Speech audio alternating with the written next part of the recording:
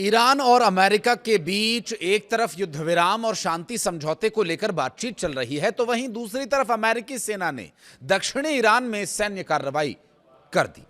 पूरी दुनिया को चौंका दिया इस वारदात ने। अमेरिका ने दावा किया कि उसने उन ठिकानों को निशाना बनाया जहां से ईरानी बल खदाने बिछाने, मिसाइलों को लॉन्च करने की तैयारी कर रहे थे। लेकिन सवाल यह है कि आखिर बातचीत के बीच अमेरिका ने यह हमला क्यों किया? यही डोनाल्ड ट्रंप की फितरत है। इस पूरे मामले में विशेषज्ञों का मानना यह है कि इस हमले के पीछे सबसे बड़ी वजह स्ट्रेट ऑफ होर्मुज पर नियंत्रण और ईरान पर दबाव बनाना हो सकता है। दरअसल दुनिया के सबसे अहम समुद्री व्यापार मार्गों में शामिल स्ट्रेट ऑफ होर्मुज से बड़ी मात्रा में कच्चा तेल गुजरता है।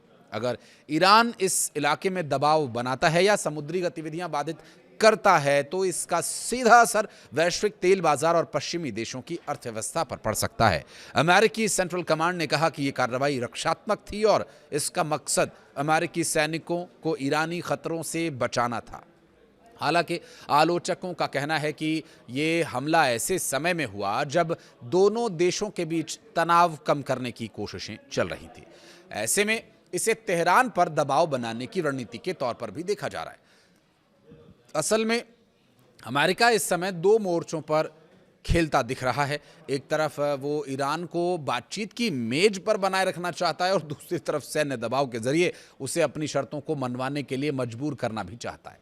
खास तौर पर ईरान के परमाणु कार्यक्रमों को लेकर अमेरिका बेहद आक्रामक रुख में नजर आ रहा है।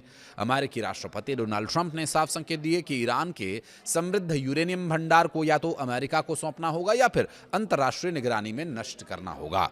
ट्रंप ने यह कहा कि यह प्रक्रिया अमेरिका और ईरान के सहयोग से हो सकती है। उनके बयान से संकेत मिलता है कि तेहरान अपने रुख में कुछ नरमी दिखाने को तैयार हो सकता है। न्यूयॉर्क टाइम्स की रिपोर्ट के मुताबिक ईरान सैद्धांतिक रूप से अपने उच्च संवर्धित यूरेनियम स्टॉक को छोड़ने पर सहमत हो गया है। माना यह जा रहा है कि यह अमेरिका की बड़ी कूटनीतिक जीत हो सकती है। हालांकि इस समझौते तक पहुंचने के लिए वॉशिंगटन लगातार दबाव और बातचीत दोनों का इस्तेमाल कर रहा है।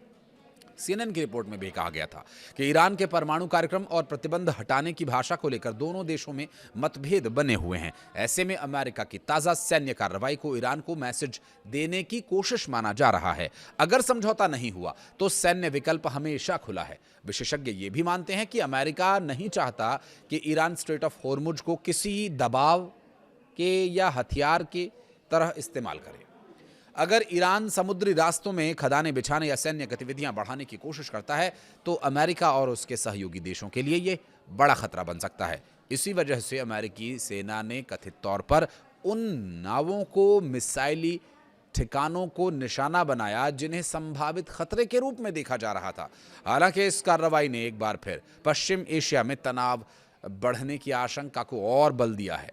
सवाल यह है कि क्या बातचीत और हमले की ये दोहरी नीति आगे चलकर किसी बड़े संघर्ष की वजह बन सकती है? फिलहाल अमेरिका संयम की बात कर रहा है, लेकिन ईरान पर सैन्य दबाव बनाए रखने के संकेत भी साफ दे रहा है। ऐसे में आने वाले दिनों में यह देखना अहम होगा कि शांति वार्ता आगे बढ़ती है या फिर क्षेत्र एक बार फिर बड़े टकराव की तरफ बढ़ता दिख रहा है। कुछ कहना चाहें तो कमेंट सेक्शन में बताइएगा।